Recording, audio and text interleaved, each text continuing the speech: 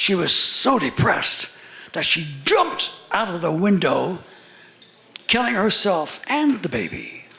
Terrible tragedy, yes. Well, legend has it, after the baby was born, she was depressed that she jumped out of the window. Others say during Prohibition years, high-class social escorts made their way past the main desk to see gentlemen guests, and one may have been killed in a room. A gangster movie. Now, guests report also seeing a woman roaming the halls, standing at a window, and have heard a woman screaming, a baby crying. While even cleaning carts have been seen rolling up and down the hallways and no staff in sight. So they just propel themselves? Yes. Others have heard doors slamming, someone running up the stairs, and strange noises in the hallways. Oh yeah, some say they've seen objects move on their own. I've heard that. And yes, some have even heard a woman's voice propositioning them. That's a ghost story. And of course, there are no records of these women meeting their untimely deaths, but it's true that many people have had unexplained encounters in this hotel. So many encounters that we could think that there is something here. Perhaps at this very room. Watching, maybe waiting. You know, right now though, we can't worry about the possible of having seen ghosts or things that go bump in the night. We have more important things at hand. Because it's time to enjoy this historic evening in this beautiful setting and set the spooky stories aside, okay? For now.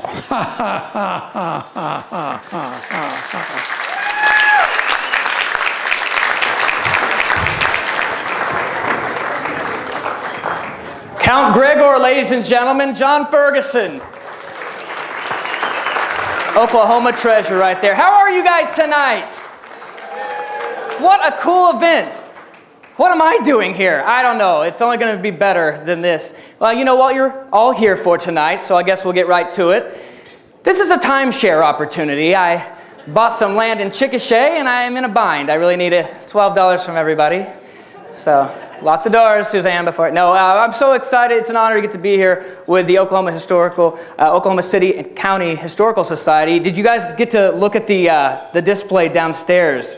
What the future of Oklahoma City was going to be in 1989 according to 1964 plans. It was interesting to see some of those things come to fruition. If you haven't got a chance to look, make sure you go down there and check that out. It's really, really neat to be here tonight. Thank you to Jennifer and to Suzanne for asking me to be here. John Ferguson is such a great friend and an icon. What a great guy that we still have here that's still shining such a cool light on our city. And we have so many people here tonight that are icons and legends. We'll be honoring so many tonight. Just looking around the room, it's really cool. Like most of the Ogles are here. So did they just shut down all Oklahoma TV tonight so like you guys could be here? You guys are on every single station. Every single station. I was on Nickelodeon the other morning, and there's Kevin. I saw Kent on Sesame Street, which is pretty cool. It's an honor to be here. I hope you guys all get to meet and mingle with everybody tonight. It's a lot of fun. I'm not going to hold up anything right now. Let's start with our first award for tonight's Pathmakers Awards. For over 2 decades, Metropolitan Better Living Center has been a leading provider of adult day activities and health services to individuals and their family caregivers in Oklahoma City and nearby communities. One of the services they provide is adult day health programs, which provide various health, therapeutic, and social services to the aged, aging, and developmentally disabled to improve their quality of life. Another program, Mobile Meals, which provides meals and nutritional supplements to eligible clients of various health and economic circumstances. The center, located at 706 Northeast 37th Street, recently expanded their facilities by opening a separate building at Northeast 10th and Kate Street to serve youth and young adults who need an alternative education environment.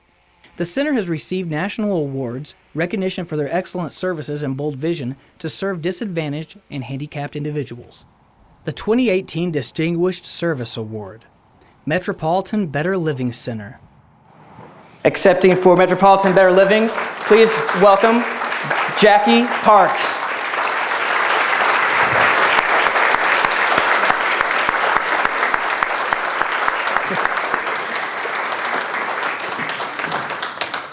Hi, Jackie. Congratulations. Thank you so much. I want to first say good evening to everyone. We humbly, graciously accept this award. I want to thank Bill Wilgie, his board, and I also want to give recognition to my mother, who is 97 years young. She is the founder of Metropolitan Better Living Center. Wonderful. She still tells us what to do. Every day she told me I was going to get up here and talk and be here tonight, and I am so honored to be here.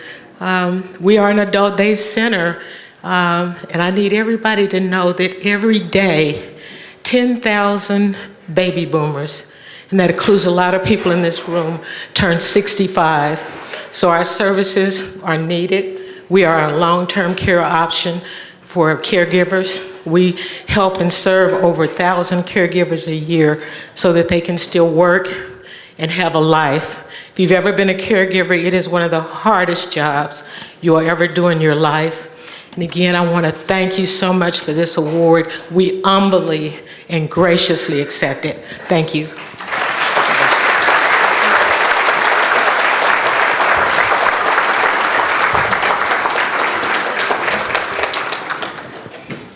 Congratulations. Continuing with our awards. A.C. Blue Eagle was born a few months before Oklahoma. In 1907, near Anadarko, Blue Eagle represented a true enlightenment in the beginnings of the Oklahoma Native American art in Oklahoma. He traveled extensively throughout Oklahoma and the United States as an ambassador, representing our state and furthering public's knowledge and understanding of Oklahoma Indian art and culture. Blue Eagle's connections with Oklahoma County were numerous as well. He worked on many occasions with his friend Nan Sheets, Oklahoma City Arts Center director, on several projects. Blue Eagle also painted murals in Oklahoma County at Mitchell Hall Auditorium on the campus of Central State University, now UCO, back in the 1950s. Blue Eagle painted many of the WPA murals throughout the state at several locations, including 2 federal post offices. During the 50s, Blue Eagle hosted a children's TV show and later wrote a book on American Indian painting and poetry and a children's book. He was the first official director of art at Bacone College and later taught at Okmulgee A&M Tech School.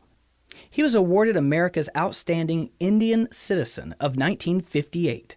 Within his 34-year career as an artist, Blue Eagle did more for Indian art than he could have ever known, virtually opening the door for future Indian artists. He won more recognition and awards during his life than any other American Indian artist of his time. Blue Eagle died in 1959 at the age of 51. For his contributions to Oklahoma's historical heritage, his knowledge as a dancer, performer, teacher, and his distinguished career as a Native American artist, the Oklahoma City County Historical Society is proud to designate A.C. Blue Eagle as a pathmaker in Oklahoma County. Accepting tonight, please welcome to the stage Diana Dillinger.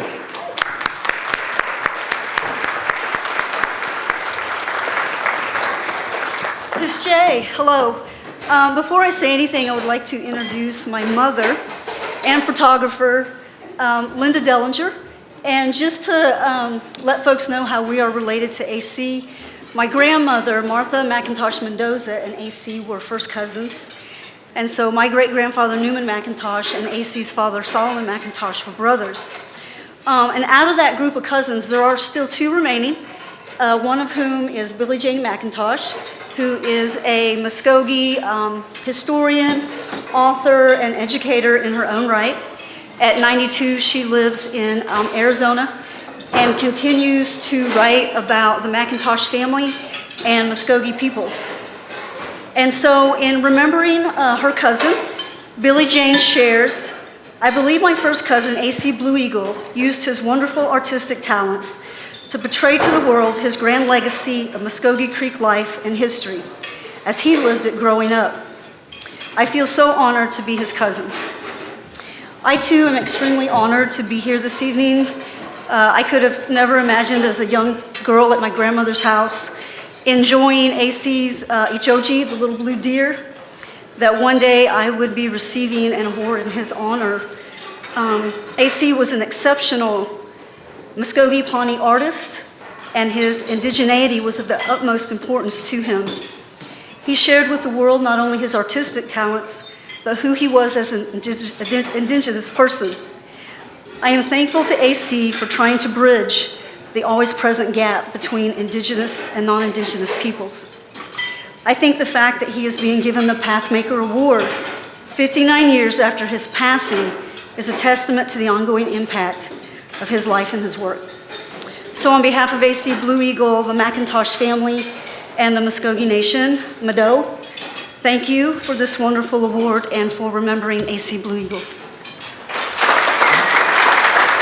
Congratulations.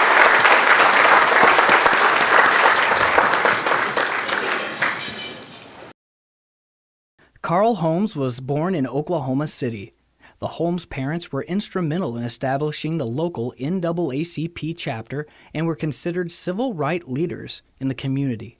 When Carl was 17, he joined the U.S. Navy, and after he returned home from duty, he worked at the Skirvin Hotel. That's when the local Urban League nominated Carl to become one of the first African-American firefighters in the state of Oklahoma. It was 1951 when Carl joined the Oklahoma City Fire Department. He was one of the department's first 12 African-American firefighters ever hired. While fighting fires, he also fought racism and discrimination. It was never easy for the original 12, but they were determined. Holmes worked to excel above and beyond the normal expectations associated with the job. That dedication helped Carl climb the ranks to become the department's first assistant fire chief in 1978. During his service, he created a new model for the department to promote their firefighters. The model eliminated race, gender, and favoritism, and instead measured the person's ability to perform the needed tasks. Fire departments across the country asked Holmes to help reorganize and streamline their department operations to improve effectiveness and productivity. Carl retired from firefighting in 1981.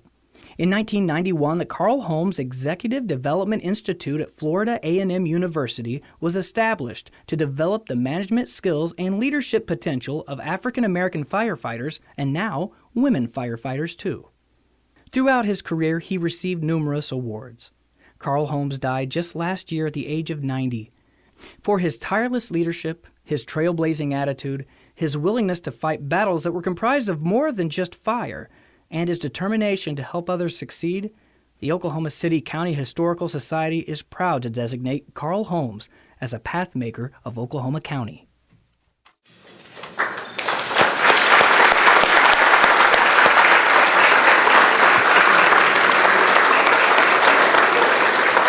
Accepting for Carl tonight is his daughter, Carla Holmes Meadows.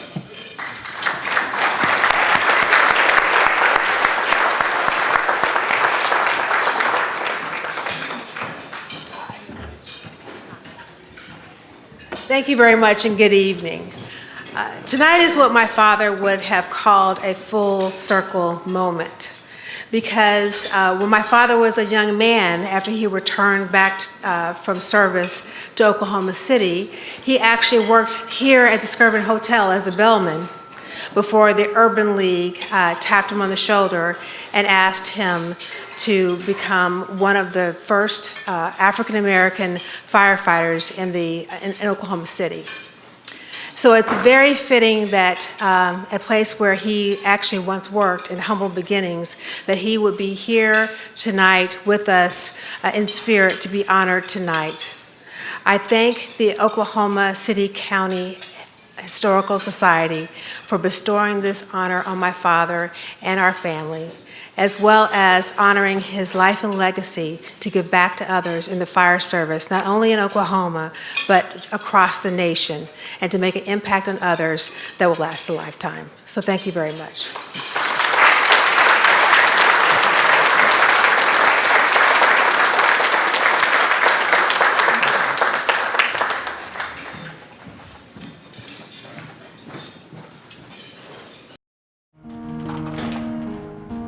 A real Oklahoman is one who knows the greatest horse race in history ended in Guthrie and not at Churchill Downs.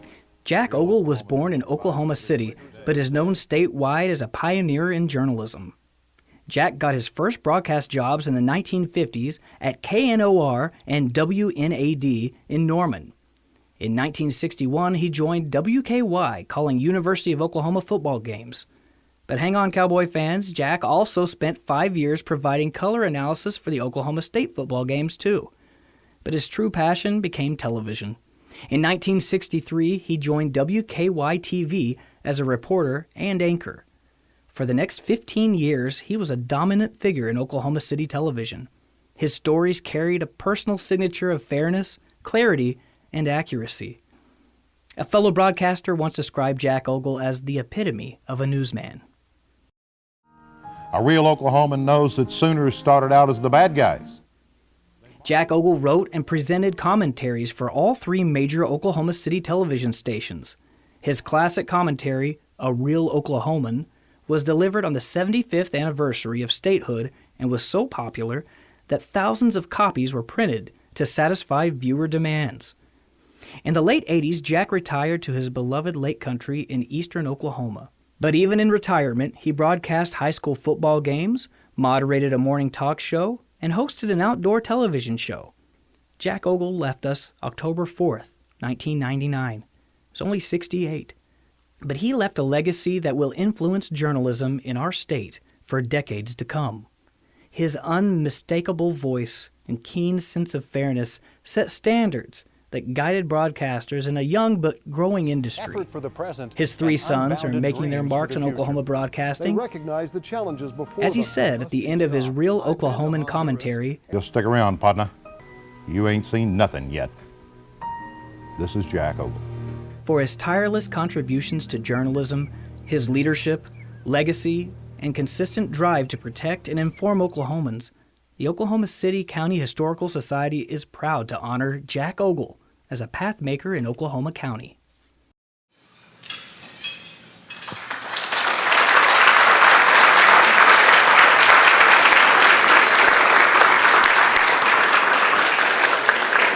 Accepting are Kent and Kevin Ogle. Please welcome them.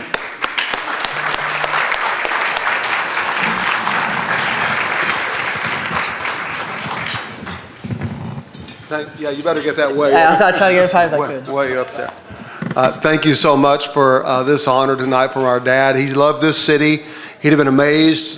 He's been gone about 20 years at what's become of this city and this county and everything that's been done. And we thank the Oklahoma City and County Historical Society for this honor and putting Dad on this wonderful list with these other wonderful recipients. For the younger folks in the audience, that was a typewriter he was sitting in front of there at the end of that video segment. But thank you, Lucas, and everybody for that wonderful video presentation. Thank you so much. It's so great to share this with our family. Here with us, my wife Ginger, Abby, my daughter, who works at Channel 5, and her husband Jeff, my daughter Caitlin, who now works at Channel 9. She went to the dark side. With her uncle Kelly, and all the family here with us. It's so awesome. Our nephews are here, Kane and Jackson. Jules is here. Suzanne, Kent's wife. It's so great to be able to share this with all of you. Dad was the real deal. Dad did it for all the right reasons. And I love that shot of him with his cigarette in there, because when we used to go into the newsroom when we were kids, it was like everybody smoked in there. So it was a very different time. And I appreciate very much this for Dad, because he would have appreciated. He loved Oklahoma City, as Kent said. Kelly sends his apologies. His family his daughter that's at OSU is very involved with the homecomings. They're at the walk around tonight. But they can go Pokes, that's right.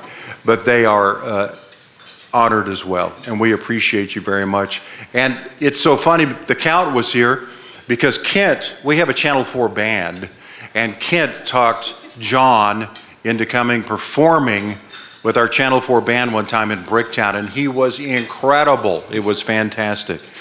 Mike Duncan's back there. He used to work at Channel 4. He played guitar in the band. Lucas, believe it or not, we play classic rock, and somehow he was able to incorporate the accordion and the banjo, and it sounded really, really good. And we want to thank Jennifer Greggy, who is here as well. And Jennifer has done so much for this, as all of the folks have. And we love you and thank you.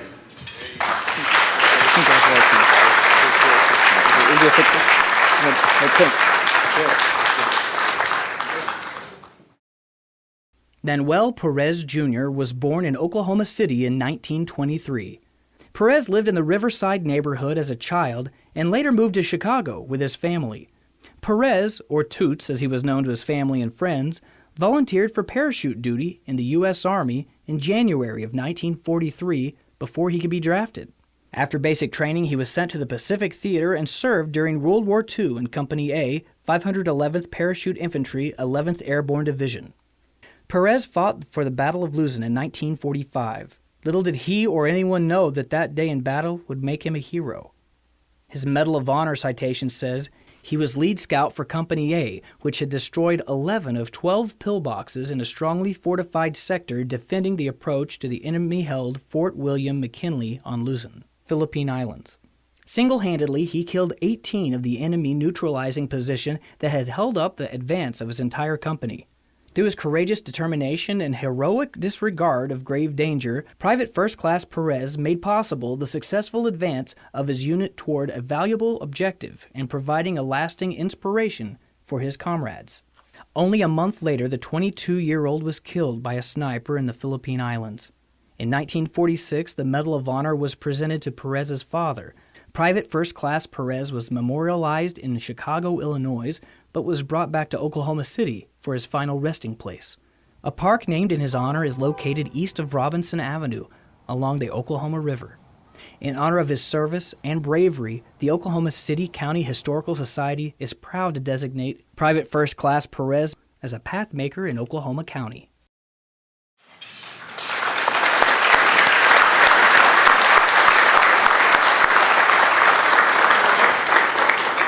Accepting tonight for him is Cruz Cardenas.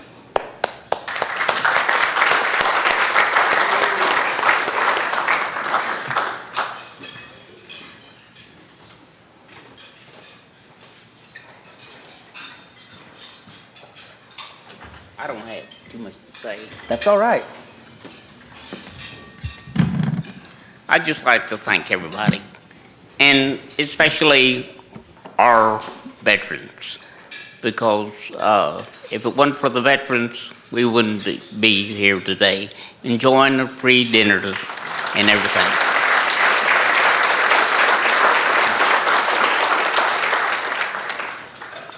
Also, I hope this continues on and set the example of us going to do whatever we're going to do. Thank you very much.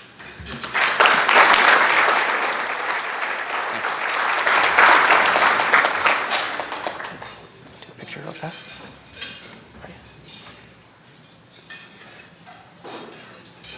Thank you. Great job.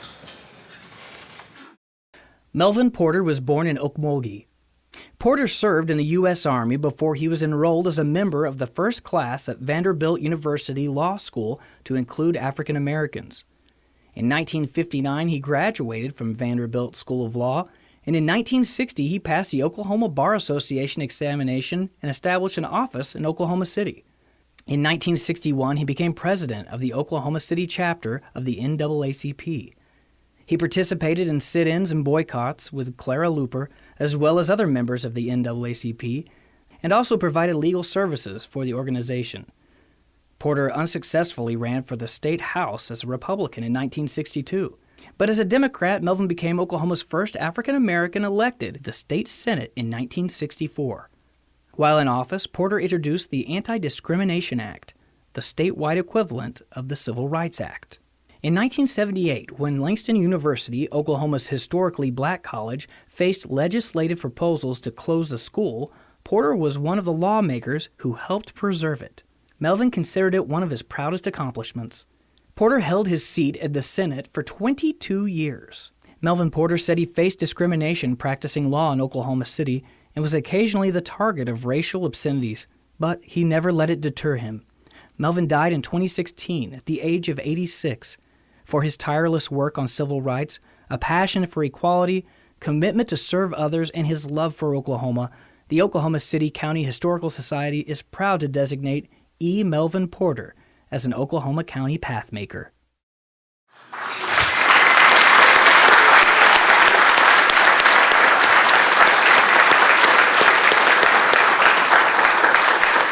Accepting tonight is Judge Joel Porter and his sister, Susan.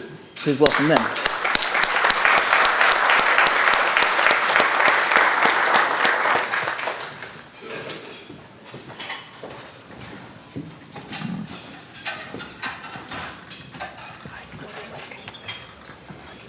Thank you so much for this opportunity to honor and recognize our father. His passing has left a void in our life, but my brothers and sisters and I, and his grandchildren and my mother, we work very hard to be a living example of his legacy. He loved this city, he loved this state, he loved America, and we could not be more proud to be his children.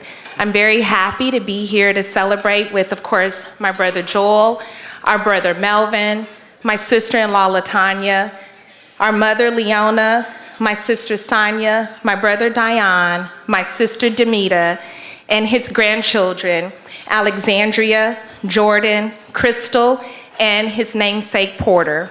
Thank you so much for this opportunity. We truly appreciate it.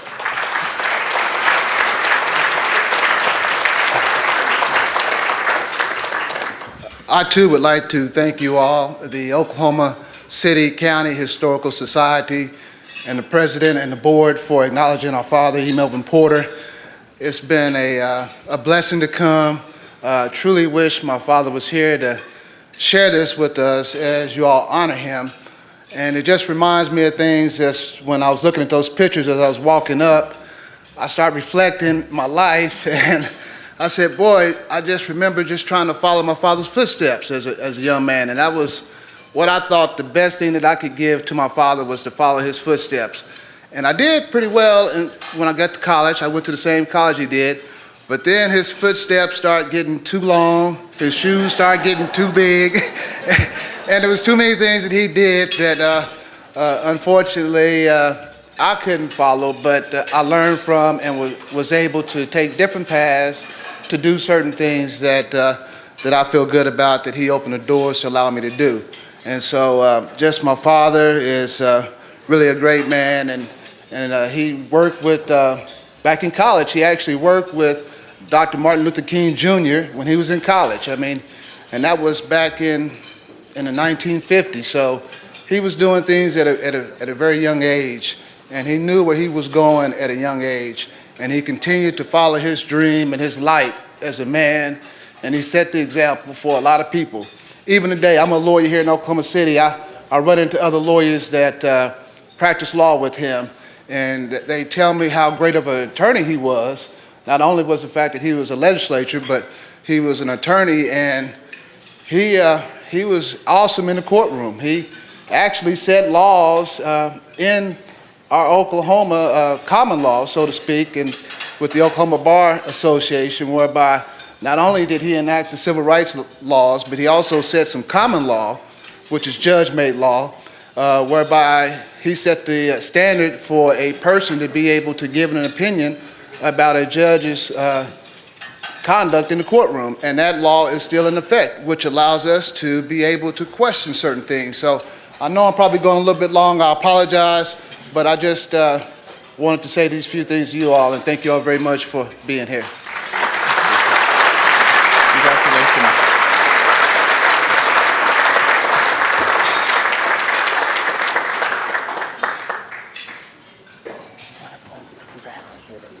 Oh, they want to get a picture. Right here.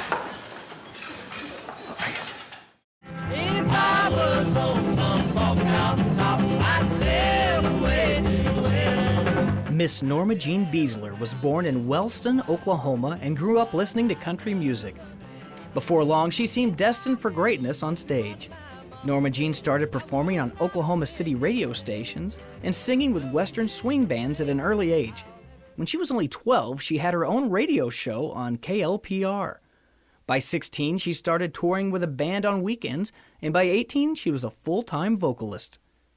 Early in her career, Norma Jeane became friends with another Oklahoman, soon-to-be country star, Wanda Jackson. Or did I just dream it when you said I was the one for you? In 1955, Norma Jeane broke into TV with a regular spot on the ABC show Ozark Jubilee. On the show, she became known as Pretty Miss Norma Jeane. She met Porter Wagoner on the Jubilee set, and in 1959, Norma Jeane started recording for Columbia Records. She became one of the first 10 women to have a charted song on the Billboard charts. When Norma Jeane moved to Nashville, she became a regular on the Porter Wagoner show, and as a result of the TV exposure, Chet Atkins signed Norma Jeane to a recording contract at RCA Victor. He even produced many hit records for her. After her first hit record with RCA, Norma Jeane was asked to join the Grand Ole Opry, where she became a regular member. Norma Jeane has toured nationally and internationally and has too many hit records and singles to mention. Cashbox magazine honored Norma Jeane as Female Artist of the Year in 1964. In 1965, Norma Jeane's hit, Let's Go All the Way, was nominated for a Grammy Award. And even though she now makes her home in Brady, Texas, Norma Jeane will always be an Oklahoman in our hearts. In recognition of her contributions to country music, entertainment, talent, and an inspiration to others, the Oklahoma City County Historical Society is proud to designate Miss Norma Jeane as an Oklahoma County Pathmaker.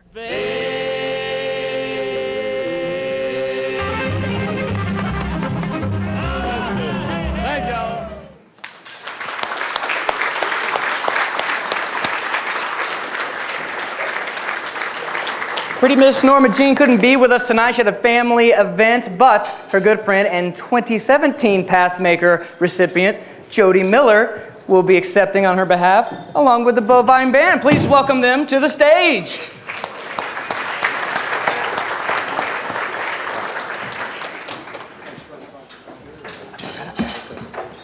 Grab a chair. Thank you. Thank you. Get this mic. Can we have a hand for Randy? Randy Macmillan. Thank you, Randy, for helping me. Great to be with you tonight. And I'll hold this guy's hand. This is great. I can do this all night. I see him on TV every day. He's great. Isn't he great? And I'm glad to do a song that Norma wrote and performed on the show, and we'll go as far as the best hit. I wouldn't buy a used car. Are we ready, boys? Ready, Hit it.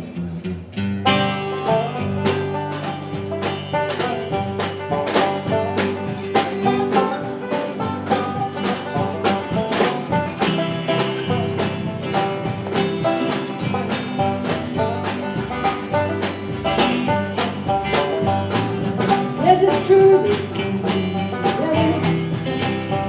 And he's about to steal you away. You're asking me think about him. I have only one thing to say. I wouldn't buy a used car from him. That kind of man is every woman's friend. That kind of person gets you in. I wouldn't buy a used car from him.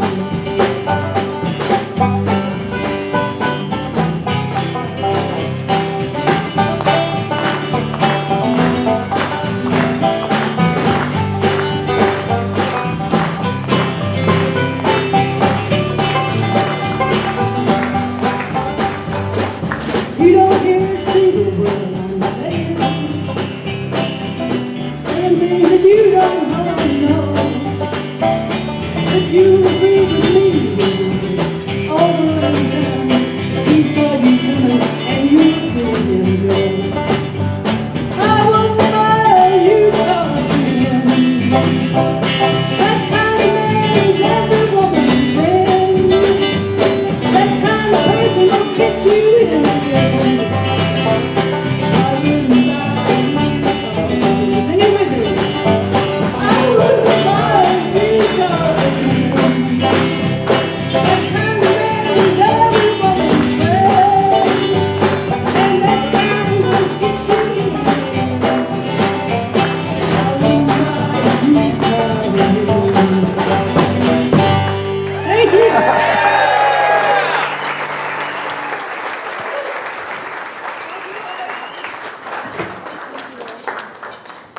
Jody Miller, ladies and gentlemen, did you know you were going to get to experience that tonight?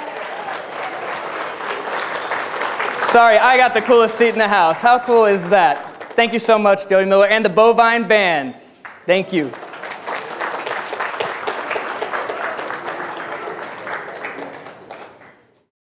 Jack Wilson Brooks was born in Blanchard, Oklahoma.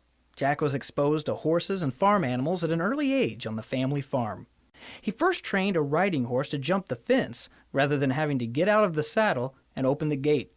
Brooks' love affair with horse training parlayed into the most impressive quarter horse training record of all time.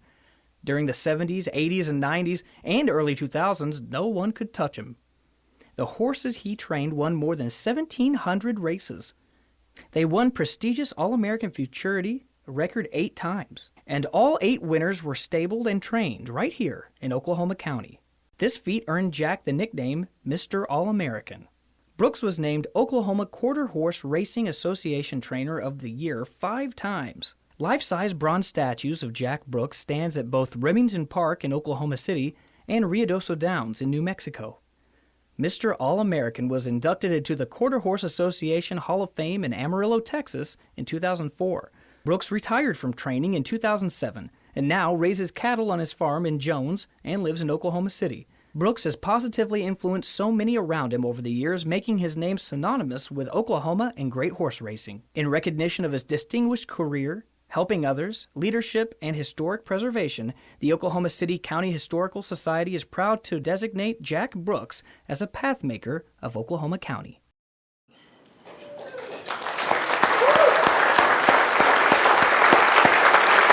Ladies and gentlemen, keep that applause going for Jack Brooks.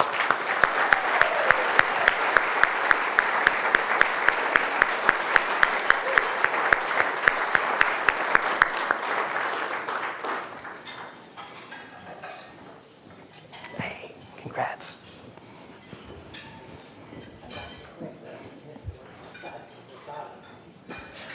When I started training at Blanchard and then to Jones, I never dreamed I'd have a bronze at Remington Park and one at Ruidoso Downs in New Mexico.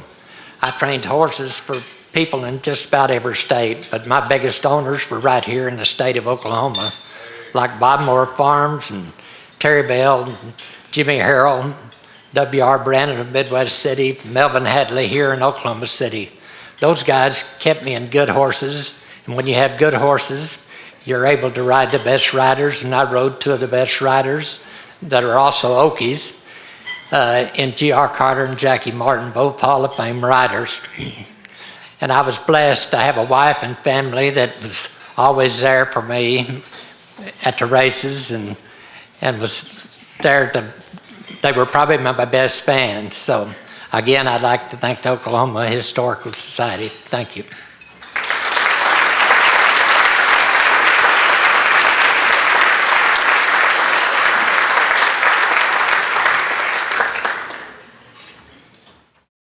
Wynonna Carol Macmillan Brooks was born out west in Hobart, Oklahoma. She and Jack Brooks tied the knot in July of 1957. They have a son and 4 grandchildren. Mrs. Brooks always excelled in math at school and developed a desire to be an accountant. As a young high school student, Wynonna kept the books for a farmers' cooperative where her father worked. Gifted in math, Wynonna received a nice scholarship to attend Oklahoma City University. While there, she won the Freshman Accounting Award, the Sophomore Accounting Award, the Junior Accounting Award, the Senior Accounting Award, the Outstanding Senior Award, and the Letzier Medal. She was also Honorary Junior County Co-Marshal. In 1960, Wynonna became not only the youngest, but the first female graduate from Oklahoma City University to pass the Certified Public Accountant exam. And ever since, Wynonna has maintained a successful accounting practice here in Oklahoma City. Over the years, Mr. and Mrs. Brooks have contributed extensively to the rehabilitation of C.G. Jones Homestead, which is part of the National Register of Historical Places. They are also active members of Henderson Hill Baptist Church in Edmond, in honor of Winona Brooks' outstanding intellectual achievements, which in turn have encouraged other women to join her profession, and continued support for local historic preservation. The Oklahoma City County Historical Society is proud to designate Winona Brooks an Oklahoma County Pathmaker.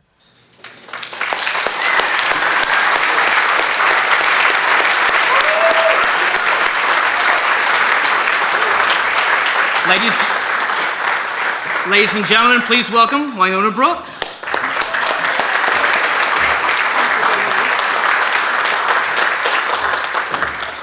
I promised everybody I'm not a speech maker. I'm just here to be thankful that I was honored in this way. When I started out, I just wanted to be a CPA. I decided that when I was a sophomore in high school. And God blessed me and allowed me to follow that dream. But Oklahoma City University provided a scholarship. And I want to thank my family. I've been blessed with a loving husband and a loving family. You're here, and some of you are here. I can't see the lights. And I've got several clients who are here, and they're back there betting with each other which one is the last one to bring their tax return in to me during tax season. Anyway, I am very thankful and very appreciative. Thank you.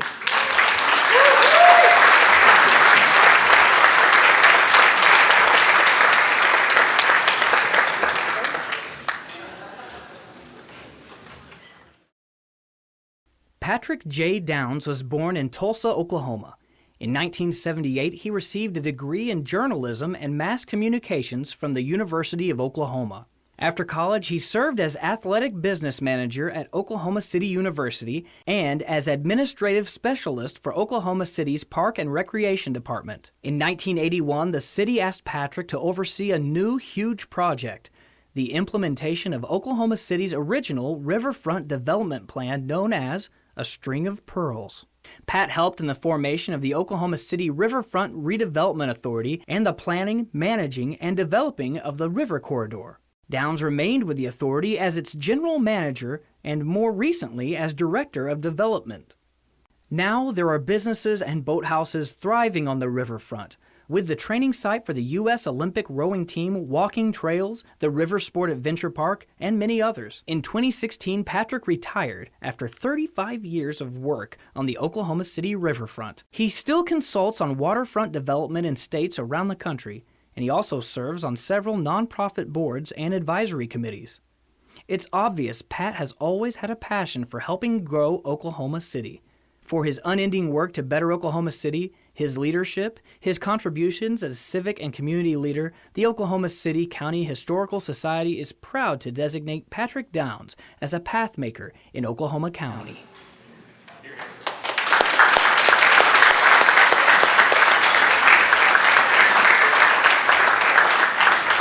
Please help me welcome Patrick Downs.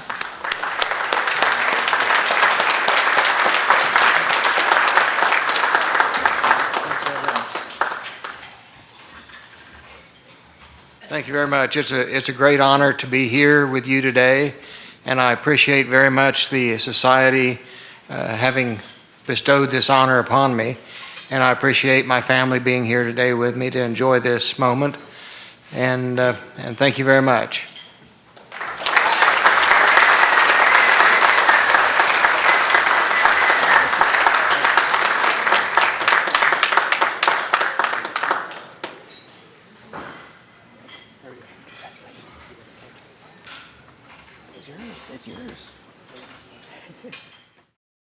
Dr. William Lockhart Perry is not originally from Oklahoma. He was born and grew up in Elmira, New York. Early on, William decided he wanted to be a doctor, and in 1947 graduated from the Rochester School of Medicine and Dentistry. In 1962, Dr. Perry moved to Oklahoma to become the first full-time chairman of urology at the OU College of Medicine.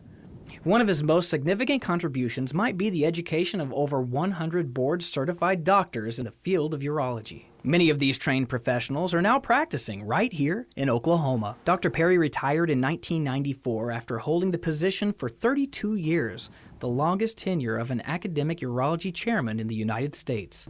The college honored Dr. Perry with the title of Professor Emeritus. During his time as chairman, he earned numerous regional and national awards for his contributions to urology at all levels. Dr. Perry also served as the first chief of staff at the university hospitals and was instrumental in bringing the first kidney transplantation program to the Children's Hospital. In 2016, Dr. Perry became only the second chairman recognized by OSUA and the Department of Urology as a pioneer of urology for a lifetime of service to his profession. Dr. Perry has and continues to serve on several boards and committees, volunteering his time and experience to the betterment of Oklahoma City for all. The Oklahoma City County Historical Society is proud to designate Dr. William Perry as an Oklahoma County Pathmaker.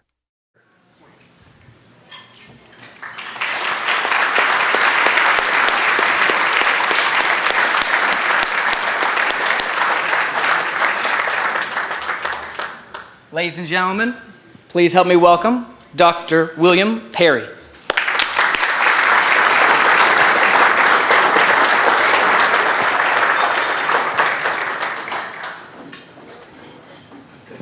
We're making you hike all the way up here, aren't we?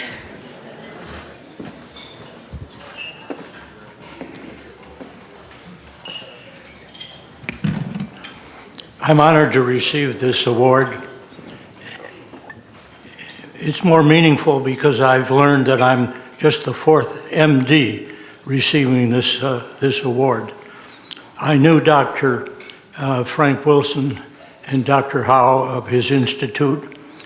Dr. Paul Donat's wife, Anna, is here tonight at table 18. I can't see anybody, but she's here.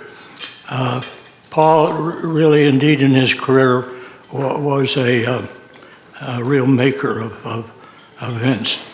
He was my very first resident when I came to Oklahoma, and he helped me establish the dialysis program and the cryosurgery for removing obstruction of the prostate, a new procedure at the time. My wife is really a partner in this award. She's a past president of the Oklahoma Philharmonic Orchestra League and has been asked to be at another event tonight. Our three children are away too. Barbara's a professor of psychiatry and research at the University of California in San Diego, La Jolla. My daughter Marjorie is a professor of architecture at OU. She was the outstanding teacher a few years ago at OU, and next month she's being honored by the American Institute of Architecture for outstanding educational contributions. Richard is an owner and chief executive of an Oklahoma-based investment firm, Tom Johnson's.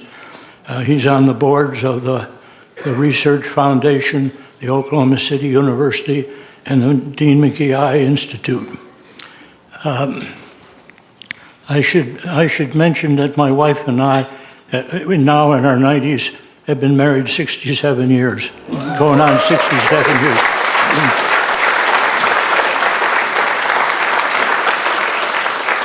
In part because we pledged to help each other's dreams come true, and that's a good secret of marriage.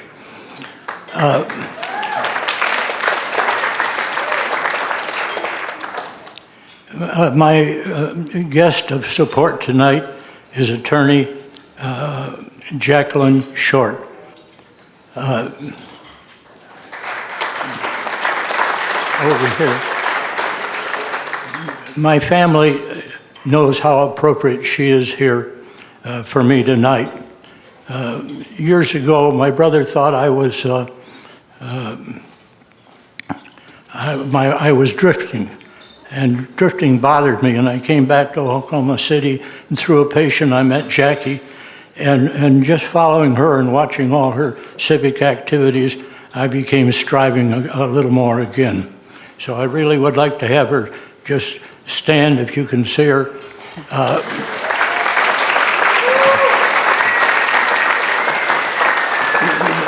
The reason she's running for office for the Corporation Commission as an independent candidate based on long-standing legal work in the oil, gas, and the real estate fields.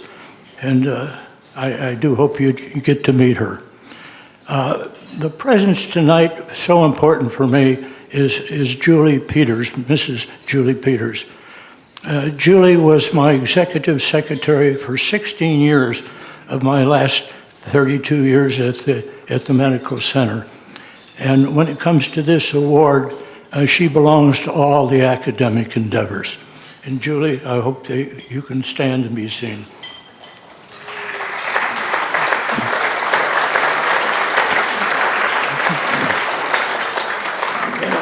Finally, this is an evening ceremony of history.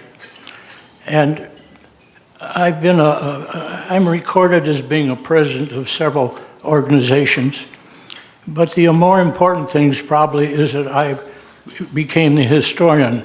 And as a historian, you have a longer time of putting the archives of the organizations in order.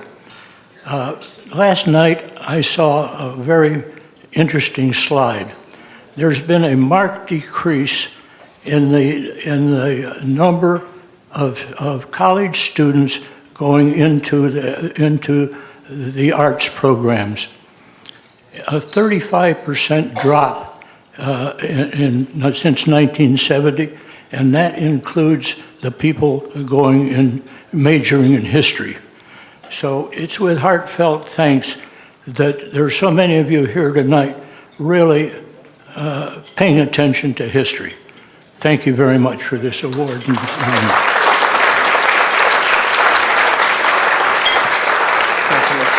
you. Thank you.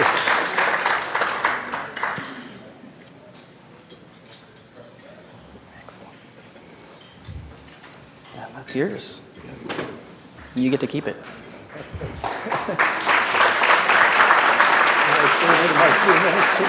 You did great. We could have listened to you talk all night. Don't you agree?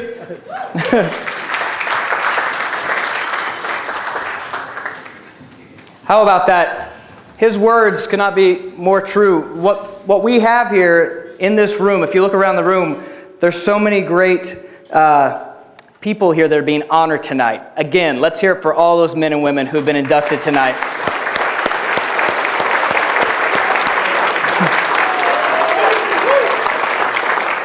Thank you for being here. You know, my hometown, I'm from Minko. I don't know if you've ever heard of that place. Israel. Hey. Minko has 1,598 people. They won't give us 2 more to be 1,600. 2 babies born, 2 people passed away. It's about how it keeps us level, I guess. We have a museum in that town. It's humble. There's not a lot in it. There's a few interesting things, a couple of relics. My grandfather once met President Eisenhower. That picture is stapled up against a cloth wall. The Minko Mascot, the fighting bulldog. I was the Minko Mascot for 4 years. You can see my Minko Mascot suit. This is how desperate they are for things in the Minko Museum. It's not on a mannequin or anything. It's sitting on the floor so kids can go in and try it on and smell what I smelled like in high school. You know, you decide to say something and you think you probably shouldn't, but then you just do it. Well, I just did it. I've been working with the American Banjo Museum for a few years, and next week I'll start a full-time position down there. I'll continue to do some TV work, but I'm excited about that. I only mention that because Oklahoma has a banjo museum. It's the world's banjo museum. It's the only banjo museum. I don't know. Now you're applauding this. I'm going somewhere with this. The banjo didn't even originate in Oklahoma. But we have a banjo museum, and it's wonderful and it's great. We have so much great things here. Oklahoma City doesn't have a museum. We don't have a place to honor all the people in this room and the people that have been path makers before and the next path makers to come. We're going to have Ogles in there every year for all eternity. We had to make a deal with them. It's true. This is what tonight's all about. It's being able to instill that history that he just spoke of into the future here. The next generations need to know what's there, and there's a movement that's starting here. And talking with Suzanne and Jennifer the other day about this, it's starting now and you can kind of be part of it. And yes, this is a fundraiser, and yes, there are opportunities to buy raffle tickets to win a football or to go on a trip. But you get to be part of something really big, and it's the future. That little model downstairs was what the future was going to be, and it didn't turn out exactly that way, but there's some amazing things that happened between 1964 and then 1989 and now 2018. Is that where we're at, Kevin? I thank you for being here for part of this night. There's still chances to participate. If you had a set amount that you thought about maybe donating and you bid on a raffle that didn't win, there's still a way to make that donation. You can become part of this museum movement. It's exciting. This is history in the making, and you guys are part of it. So thank you so much for being here. I'm beyond honored to have any footnote in being part of this. I have no business standing here handing these trophies to these great people. So thank you for tolerating me, but thank you again for coming here to support your fellow Oklahomans here tonight. We're going to have the band come back up on stage. They're going to play for you. We're going to dance. The party is just now starting, folks. Thank you for being here. Thank you so much again for everybody who put this on, for Jennifer, for Mike, who put together all the videos. Excellent job. Thank you so much to Mike. The Bovine Band's going to come up here. Jennifer Griggy, thank you. Suzanne, if you see Suzanne, give her a hug. If you can stop her, she's running about 2 million miles a minute. Help out and be part of this movement. This is history in the making, and you're part of it. Thanks again so much for being here. Have a great, safe night.